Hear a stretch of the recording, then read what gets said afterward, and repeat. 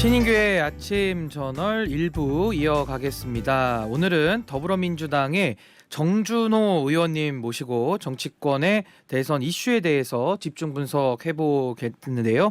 스튜디오에 의원님 나와 계시는데요. 어서 오십시오. 예, 불교방송 청취자 여러분 반갑습니다. 성불하십시오. 정준호 의원입니다. 예, 의원님 요즘에 선거운동 기간이라서 굉장히 좀 바쁘게 활동하고 계신 걸로 알고 있는데 지금 광주가 지역구시고요. 또 민주당의 이재명 후보는 3박 4일 동안 또 호남을 다니면서 선거 운동을 또 했습니다. 당의 중심으로 여겨지는 광주에서 5.18 기념식 참석도 하고 또 지지층 결집을 호소하기도 했는데요. 의원님께서 이렇게 현장에 좀 많이 나가 보시면 지금의 판세, 좀 분위기를 느끼실 수 있으실 것 같은데 좀 어떻게 보셨습니까? 토요일 날 집중 유세 자리에서 2만 명이 넘는 숫자로 추산되는 구름 관중이 이제 모였었거든요. 이제 동료 광주 의원님들 표현으로는 이제 광주 시민분들이 좀 달아올라 있다. 뭐 이런 표현까지 했는데 너무 이제 그 모습이 좋았고 후보께서도 힘을 많이 받은 모습이었고요. 연설 내용도 참 저는 마음에 들었었는데요. 살아있는 죽비다. 라는 이제 표현을 하면서 언제든지 회초리를 들고 항상 이렇게 경각심을 일깨우는 호남 지역으로서의 그 정치적 자존심이 뭔지를 잘 짚어낸 내용인데 담양군수 선거를 언급을 하시면서 그런 식으로 잘 떨어뜨리셨다. 이런 표현까지 하면서 우리 호남에 대해서는 항상 민주당이 수심을 유지를 하겠다라는 얘기도 했었고 그다음에 무엇보다 좋았던 게 공공항 이전이나 이런 부분들이 지금 조금 현안으로 지체된 부분이 있는데 대통령 당선이 되면은 곧바로 본인이 이 문제부터 해결을 하겠다. 그래서 호남이 가지고 있는 문제점과 현안에 대해서 본인이 적극 개입을 하겠다라는 얘기도 좋았습니다.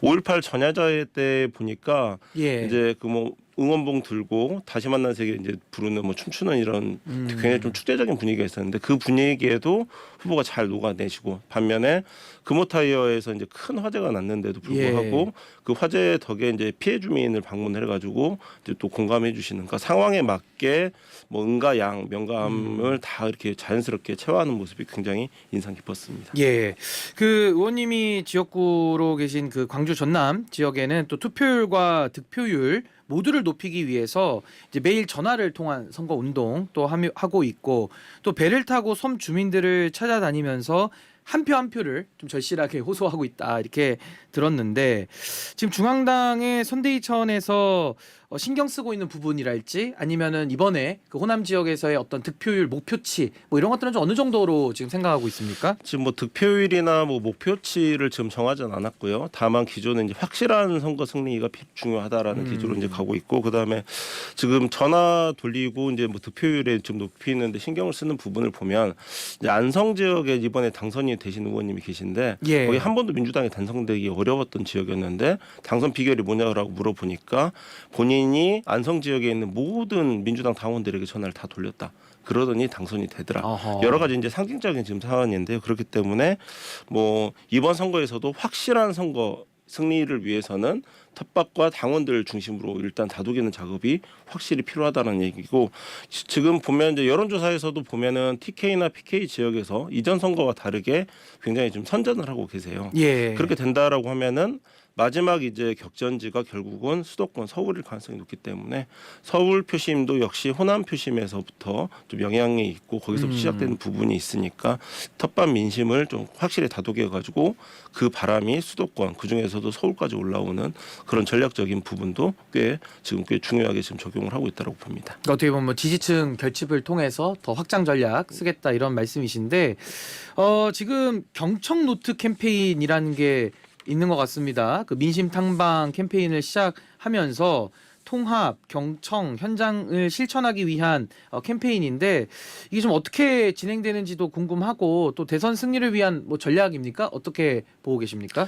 3년 전 대선에서 이제 최초로 공개가 되었던 게 이제 리스너 프로젝트라 그래가지고 이미 경청 컨셉의 선거운동이 있었는데 그 당시에는 조금 이제 세련되지 못하게 좀 아쉬운 부분이 좀 많이 있었습니다. 근데 그 당시에는 뭐 경청 버스라든지 이런 식으로 이제 컨셉이 있다가 골목골목 한 집 한 집 찾아가는 이제 경청 노트로 이게 이제 진화된 선거운동이 된 거죠. 저는 굉장히 이게 참 마음에 드는 지금 캠페인이라고 보는데 한 분 한 분 한 표 한 표를 소중하게 여긴다라는 메시지를 유권자들한테 주는 게 굉장히 좀 감동을 주는 것 같고 저 같은 경우에 있어서도 작년에 이제 총선 준비를 하면서 이 리스너 프로젝트를 이제 총선 공약으로 해서 골목형 리스너 프로젝트라고 그래서 그 지방선거에서 이제 공천 잡음이라든지 이런 부분들이 있는데 미리 시민들에 대해 그 경청 과정을 통해서 지방선거 공천 기준도 지역구별로 뭐 좀 특화돼서 이제 세워보고 해서 다가가는 뭔가 이제 모습을 좀 보여주는 게 중요하겠다. 사무실 안에만 갇혀 있는 지역위원회보다는 노트를 들고 항상 귀 기울일 줄 아는 이게 굉장히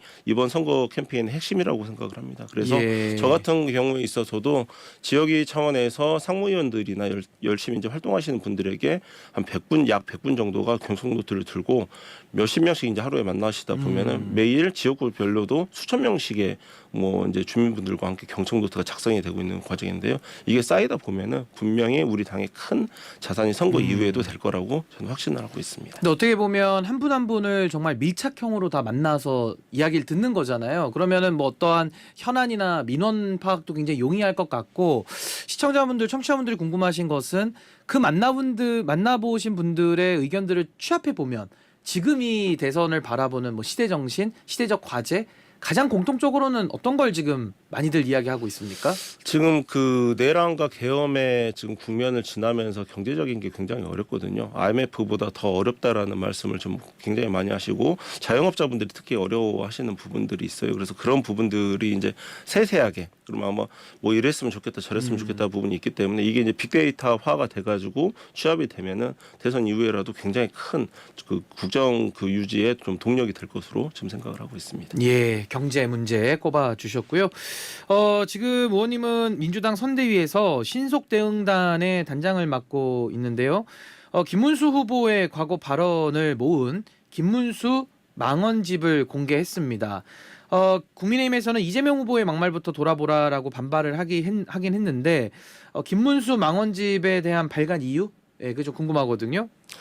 지금 굉장히 좀 관심을 많이 끌어가지고 저도 좀 놀라긴 했었는데 김문수 후보와 저희 당 이재명 후보의 뭐 막말이 뭐 다 비슷하다라고 지금 말씀하시는데 제가 보기에는 영역도 다르고요 차원도 예. 다릅니다. 조금 설명을 드리면은 이재명 후보의 그 논란이 됐던 언행들을 보면은 불행했던 가정사를 배경으로 한 가족 간의 대화라든지 이런 부분들로 좀 많이 이루어져 있는데 저희가 만들어 놓은 김문수 망언집은 김문수 후보가 도지사로서 공적인 영역 그리고 공개된 자리에서 토론회 자리라든지 특정 강연이라든지 공인의 지위에서 다수 대중의 앞에서 했었던 실언들을 모았던 내용입니다. 그러니까 차원이 다르고 영역이 다릅니다. 저희 같은 경우에 있어서는 김문수 후보가 개인적인 영역에서 가족끼리의 대화 중에 어떤 막말이 있었는지 이런 부분은 저희가 관심도 가지지도 않았고 지금도 관심이 없습니다. 그러니까 예. 많은 뭐 이재명 후보의 막말도 있지 않느냐라고 하시는 분들에게 이런 영역과 다르게 좀 차원이 다른 부분이 있기 때문에 공적인 지위에서의 막말이 왜 이렇게 지금도 이렇게 옹호되는지에 대해서는 좀 뼈저린 반성이 있어야 된다. 그렇게 한번 제가 지적을 해보고 싶습니다. 그럼 요거는 어떻게 뭐 발간이 돼서 어떻게 공개를 지금 하신 상황인 건가요? 네, 지금 예. 그 선거 회계 문제가 좀 있어서 저희가 인쇄물로 지금 제작은 못 하고요. 예. 지금 PDF 파일로 지금 배포를 하고 있는데 잘 아시다시피 지금 김문수 후보의 예전에 그 유명했던 119, 뭐 나 도지사입니다. 예. 관전선명 대라 이런 게 지금도 회자가 되는 이유에 대해서는 좀 많이 반성을 했으면 좋겠습니다. 예. 그 최근에 그 이재명 후보의 커피 원가 120원 발언을 지적한 국민의힘의 김용태 비대위원장을 민주당 선대위 공명선거법률지원단에서 이제 허위사실 공표 혐의로 서울지방경찰청에 고발을 한 걸로 알려져 있습니다. 지금 민주당과 국민의힘의 서로의 이런 뭐 네거티브 내지는 검증 공세가 격화되고 있는 점에 대해서는 좀 전반적으로 어떻게 평가를 하십니까? 저는 이 커피 원가 발언을 보고 제가 조금 좀 황당한 부분도 좀 있었는데요. 이런 부분입니다. 저희 공명선거법률지원단에서 김용태 비대위원장을 이제 고발한 포인트는 커피 원가 120원 이 발언에 끝나지 않고 자영업자가 폭리를 취하고 있다. 비싸게 팔고 있다라는 발언이 있기 때문에 그 부분 발언이 없었는데 왜 그렇게 왜곡을 하느냐 그래서 얘기를 했던 부분이고요. 아마 몇 년 전 작년 총선에서 그 소위 말하는 윤석열 대통령의 대파 발언이 이제 결정적인 뭐 한 장면이 됐었는데 이런 거죠. 우리 후보가 말한 커피 원가 120원은 경제적 분석까지 한 겁니다. 만약에 작년 재작년 그 대파 발언 국면에서 윤석열 대통령이 이렇게 발언을 했다 쳐요. 대파 가격이 얼마냐라고 물었을 때 시장에서는 뭐 얼마에 팠는데 원산지 가격은 한 10분의 1밖에 안 되더라.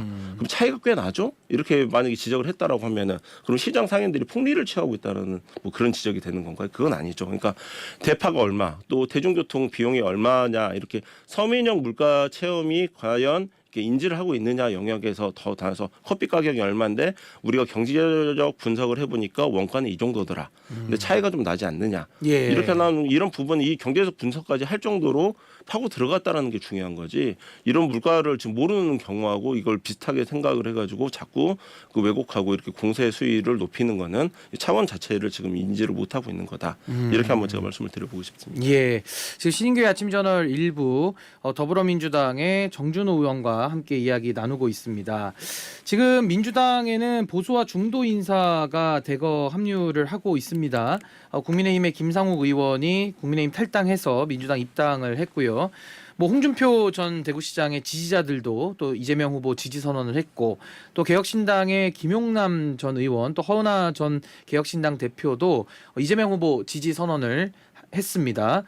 기존의 보수 진영에서 활동하던 정치인들의 합류에 대해서 우리 정 의원님은 어떻게 평가하십니까? 우리 김상욱 의원님이 의원회관 제 바로 옆방인데요. 나이도 옆방이시군요. 똑같은 이제 80년생으로 이제 또래고요. 근데 예. 표정이 요새 굉장히 밝아지셨어요. 어허. 그래서 제가 놀랄 정도로 굉장히 밝은 표정으로 요새 이제 다니셔서 저도 뭐 놀랬고, 지금 민주당 선거 캠페인이 진영 논리를 이제 뛰어넘고 있다라는 것을 보여주는 한 단면일 거고요. 그다음에 이제 이런 말씀을 한번 드리고 싶어요. 법적 책임과 정치적 책임이 구별되는데 지금 상대 진영에서 이 부분 구별을 못 하고 있다.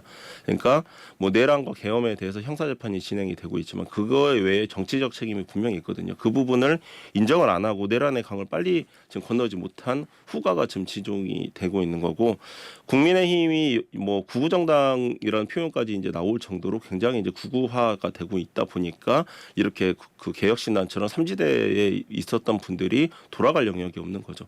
그러다 보니까 자연스럽게 민주당이 이제 포섭하는 영역이 넓어지는 거고, 그러니까 국민의힘 뭐 지지자 분들이 이런 부분들을 좀 안타깝게 생각을 한다라면은 빨리 구구정당 논란, 그 다음에 내란의 강에서 빨리 건너서 지금이라도 내란 세력과 단절을 해야 된다. 이렇게 해야지만이 제3지대라든지 중립 쪽에 있었던 중도층 표심이 이 국민의힘으로 어느 정도 눈길을 줄 거다. 이런 정도 저희가 한번 감히 조언을 한번 드려보고 싶습니다. 그럼 어떻게 보면 민주당의 중도 보수 확장론이라는 게 지금 몇 달째 계속 이어져 오고 있고, 또 해당 인사들이 일부 또 합류도 하고 있습니다. 그렇다면 나름의 이 선거 전략에서 좀 나름의 효과는 좀 있었다 이렇게 판단하실까요? 그런 게 이제 그 대표적인 이제 정치인 분들이 이렇게 워낙에 이제 여러 가지 이제 계산을 하고 생각을 하고 오셨을 건데 고민이 많으셨을 건데, 이런 사람들이 자꾸 늘어나고 반면 국힘 인사로 영입되는 인사는 지금 전혀 발표가 안 되고 있는 이런 부분들이 뭐 확실한 한 단면일 거라고 봅니다. 예.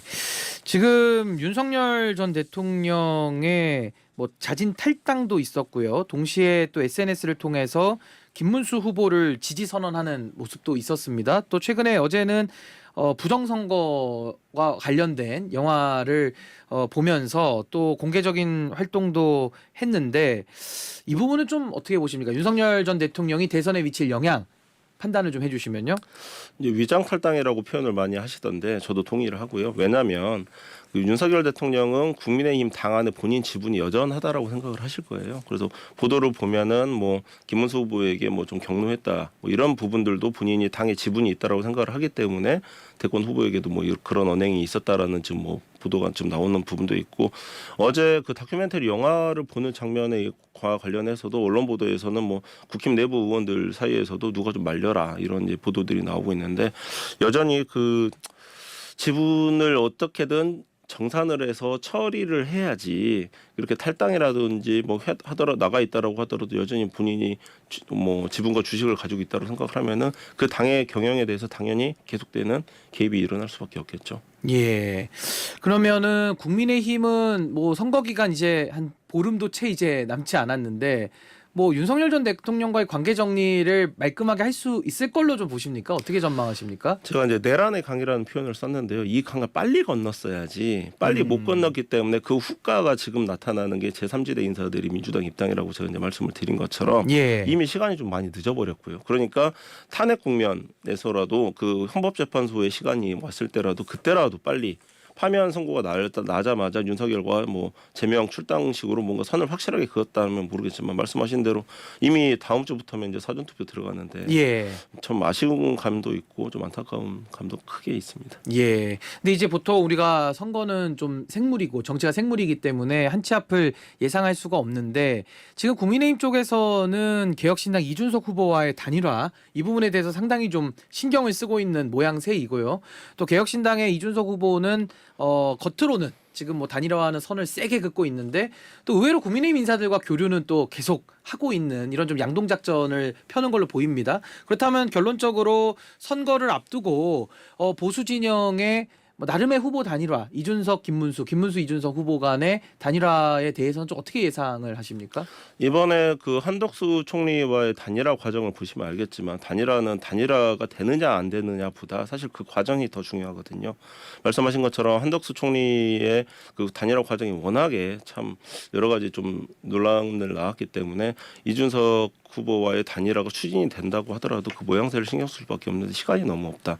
지금 24일만 되더라도 투표용지 인쇄가 돼버리기 때문에 지금 또 다시 시간이 또 하루 이틀밖에 안 남은 상태에서 예. 또 급하게 단일화를 추진하다 보면은 한덕수와의 단일화 그 시즌 2가 될 수밖에 없을 거다. 그래서 여러 가지 조심해야 될 부분이 많고 신경 써야 될 부분이 많기 때문에 단일화가 원활하지는 않을 거라고 예상을 하고 그럼 있습니다. 단일화 자체가 성립되기가 어렵다 이렇게 보시는 건가요? 아니면 단일화를 해도 뭐 효과가 미미하다 이렇게 보시는 건가요? 지난번처럼 하루 이틀 만에 또 급하게 단일화 하다 보면 똑같은 상황이 재현될 거다. 그렇게 말씀드린 거예요. 부작용이 또 나올 수밖에 그렇죠. 없다. 예, 예. 좀 부정적으로 평가를 하셨는데 뭐 이거는 그냥 가벼운 질문인데 정준호 의원님 그 김문수 후보의 캠프로부터 좀 황당한 임명장을 받아서 논란이 된 적이 있다고 하시는데 뭐 어떤 내용입니까? 네, 되게 황당했고요. 예. 아니 그 정도는 좀 체크를 해볼 맛도 한데 아무튼 캠프가 발전이 없는 거죠. 쉬운 표현으로. 그러니까 개인 정보에 대한 인식 수준이 어느 정도인지를 지금 보여주는 거고 다행히 민주당에서는 지금 그런 정도 논란은 없기 때문에 이런 식으로 캠프가 진화가 돼야 되는데 아직 그렇지 못하고 신경 쓸 문제가 다른 부분이 워낙에 많으시다 보니까 벌어진 해프닝으로 생각하고 있습니다. 예. 아니 그리고 현수막도 하나 좀 이렇게 비교되는 사진들도 막 돌아다니던데 좀 국민의힘의 현수막은 좀 추상적인 용어들이 많이 보이고 또 민주당의 현수막은 좀 지역마다 이렇게 좀 맞춤형으로 어떤 그 슬로건 내지는 어떤 문구들을 각각에 맞춰서 짜서 지금 현수막을 좀 달고 있다 이렇게 이야기가 좀 나오고 있거든요. 그 부분은 좀 어떤 얘기입니까? 네, 말씀해 주셔서 정말 감사드리는데요.